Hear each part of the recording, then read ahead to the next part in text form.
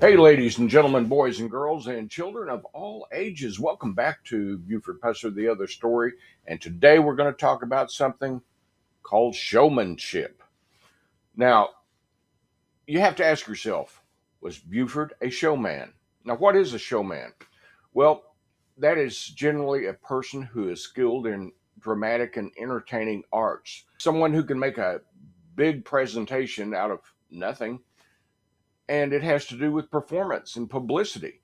And so, in that regard, yes, Buford was very much a showman because most of his story is not true, but people believe it was. Now, a lot of people think that Buford gained most of his training about showmanship when he was a wrestler in Chicago, and that certainly helped.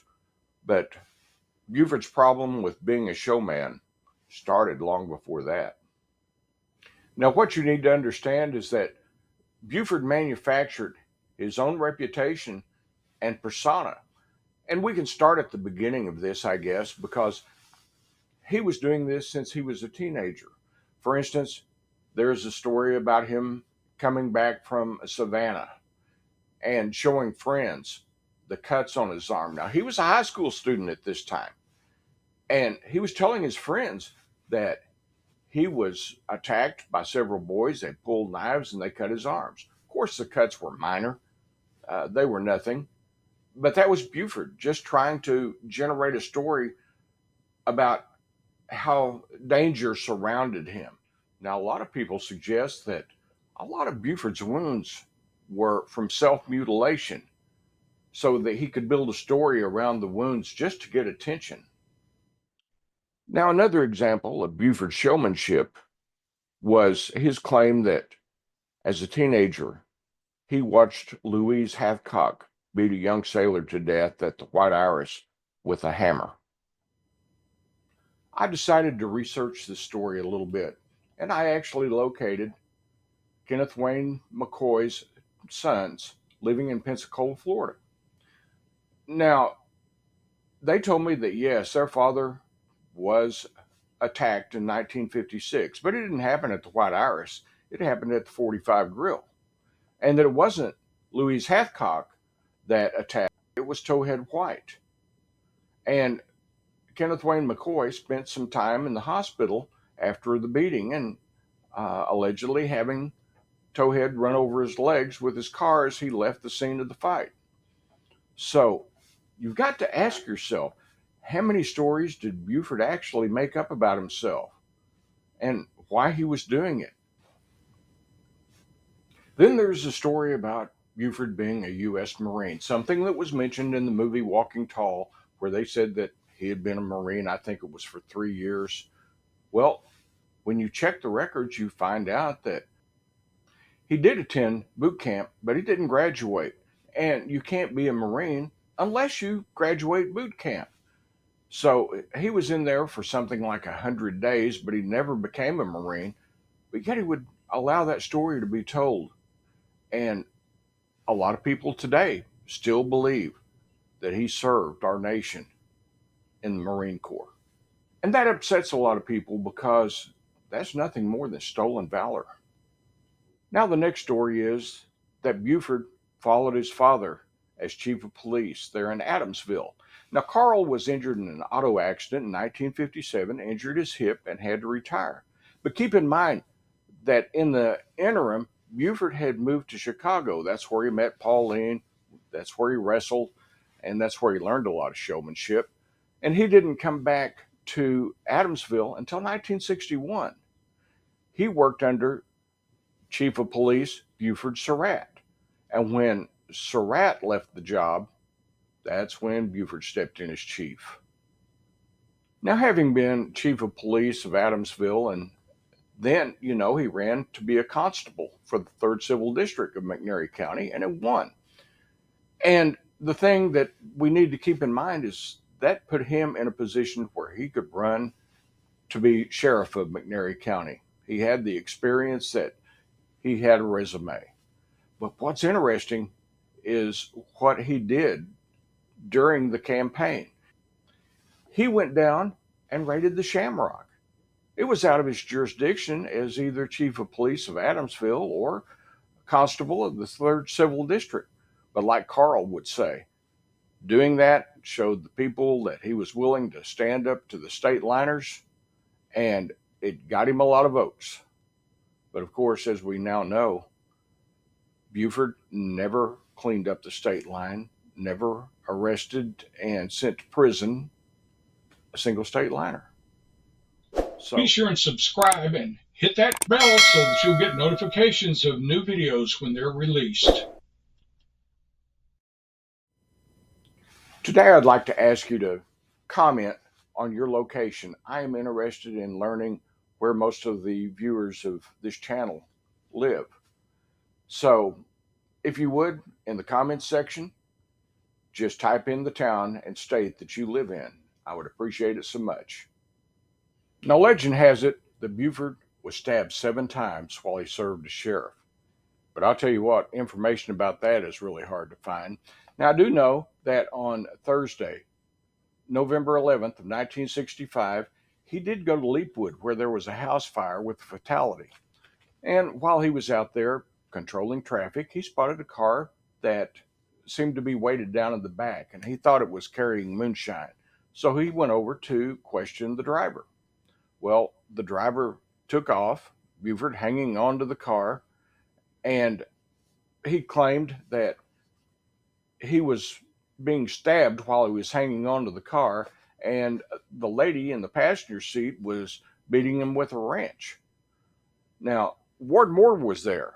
Ward was the county coroner, and he was there because of the fatality in the house fire. And he witnessed this, and he said it didn't happen, as Buford claimed. Yes, the car was there. Yes, it did try to take off, and Buford did hold on to it.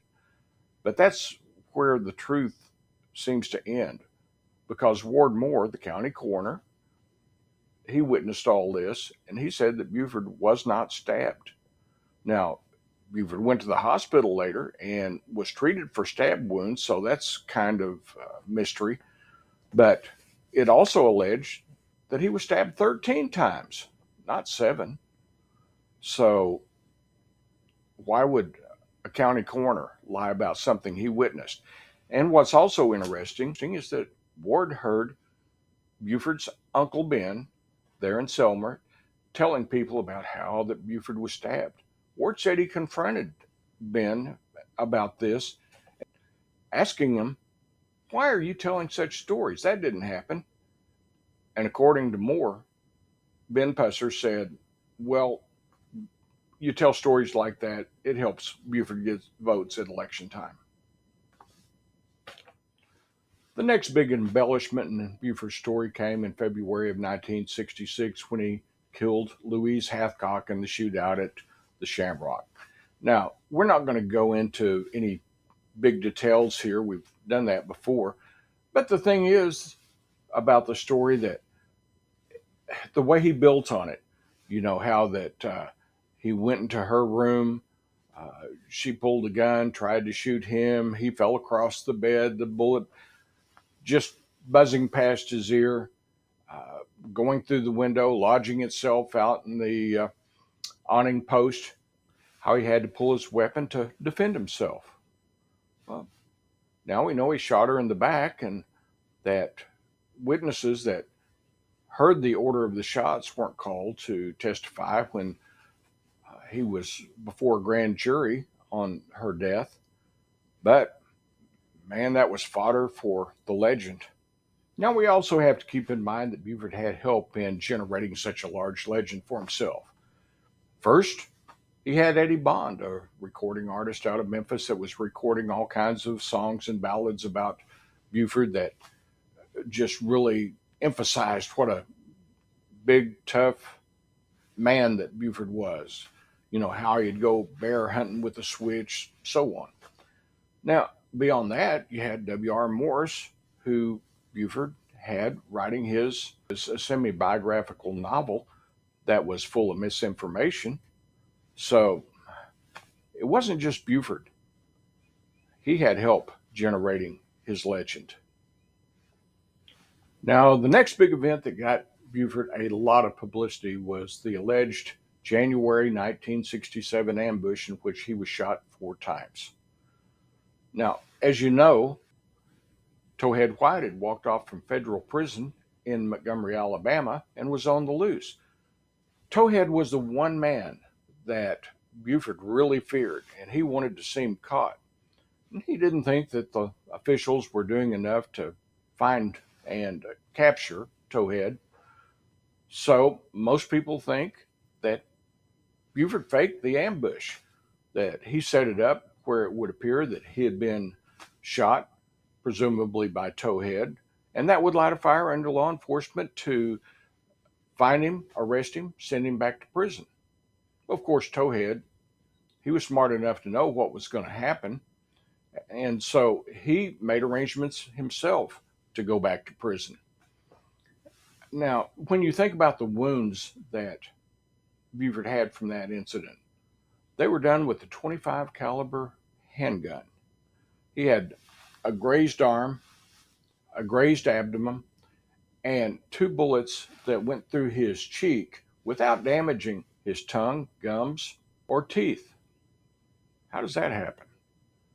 That's one of the reasons that so many people think that it was a totally fabricated ambush. But it got a lot of publicity for him. Then came August 12th, 1967.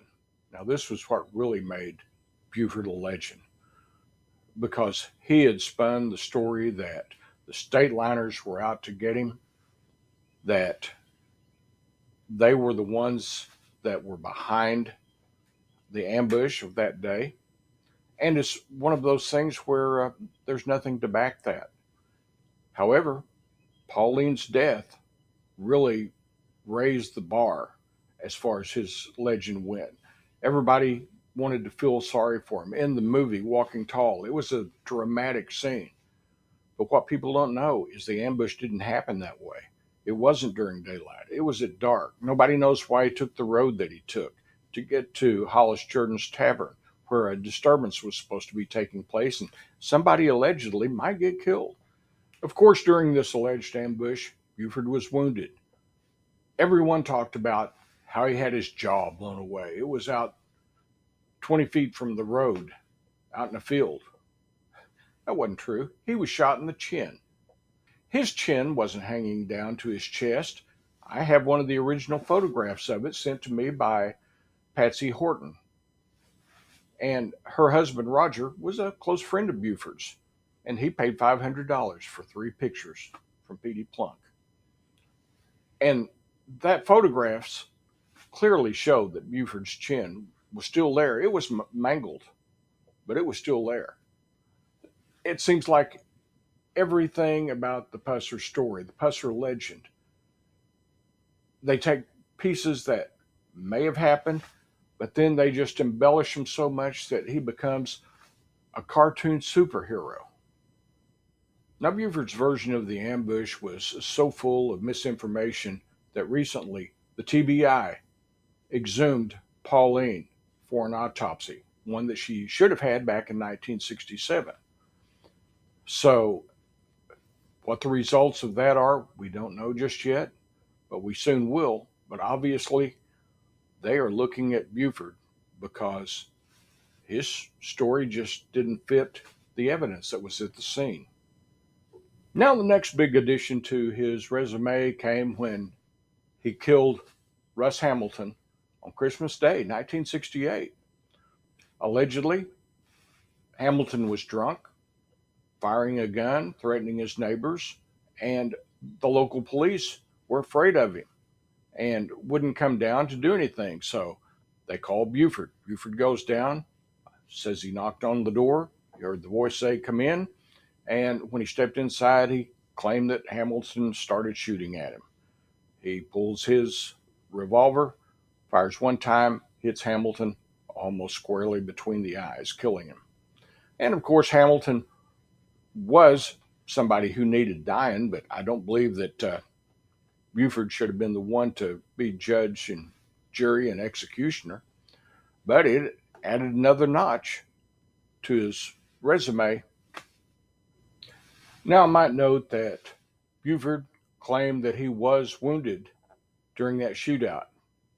It was another small caliber handgun, and the wound was to his abdomen.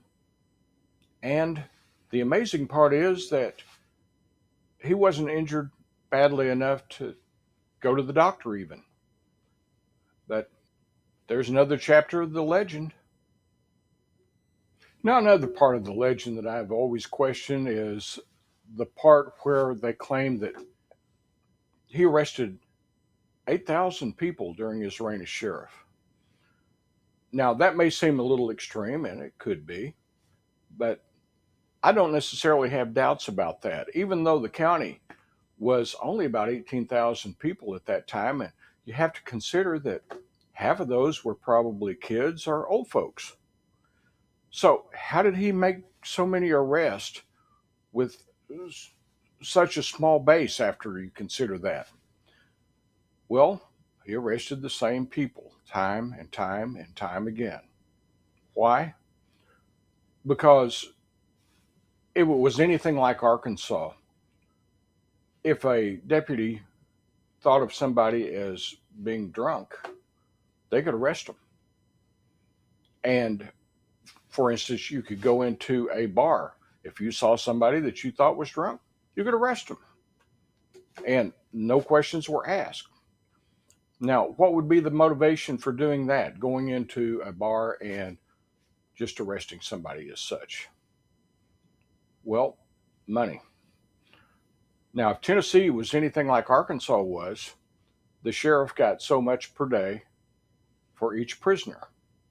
Here, I believe, if I recall correctly, it was $2 a day, which doesn't sound like a great deal, but you have to consider the economy has turned over about 10 times, so that $2 a day would be about the equivalent to $20 a day now. So consider this. McNairy County Jail only had 24 beds, I believe it is. But there would be times when they would have two, three, maybe almost four times as many people in jail as they had beds. People would be sleeping on the floors, I'm told. Now, here in Arkansas, I can only tell you what I know personally about this sort of thing. Our sheriff got that kind of money for taking care of the prisoners. Well, in the morning, they would get a couple of slices of toast and a cup of coffee for breakfast.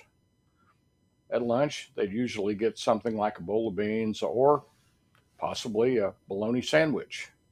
And then at night, they would get venison with a side dish. Now, where'd they get the venison? Well, it came from the Arkansas Game and Fish Commission, because anytime that there was roadkill, such as a deer, the game and fish agent would dress the deer out, bring it up to the county, put it in the freezer, and the sheriff would use it for food. Didn't cost him anything. The bread, hey, he would go over to Harris Baking Company and get the bread that had been returned as being too old to be sold in stores. He got that for free, I imagine. So that didn't cost him anything. But he was paying for coffee and beans. So, so ask yourself, why were there so many arrests in McNairy County? Well, we didn't overcrowd our jails. We always had bunk space available. But some sheriffs, I'm sure, would take advantage of such a thing. Now, I'm not saying that Buford did.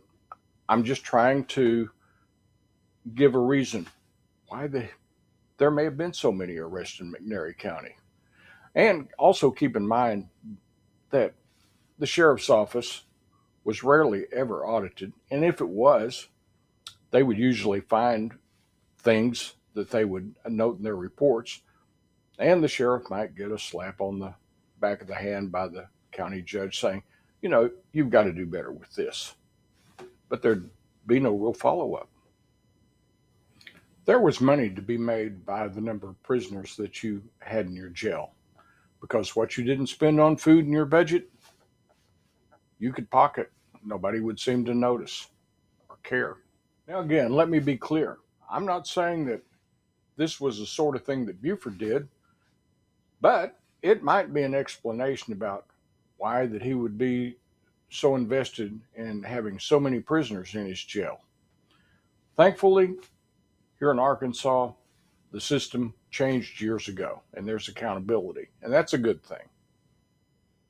Even in death, Buford's legend continued to grow with people who were so invested in this story saying that the state liners were the ones that killed him in 1974. Even though local agencies, the Tennessee Highway Patrol, TBI, FBI, even Helen Pusser's own experts say that there was no sabotage to his car like so many suggest. But still, as I said, those invested in the legend continue to bolster it. Now that you have all this information, you have to ask yourself, was Buford the great sheriff that the movies and all the books made him out to be? Personally, I don't think so. But that's just me. Everybody has their own opinion and they're entitled to it. I'm just giving you mine. Please don't take my word on all of this.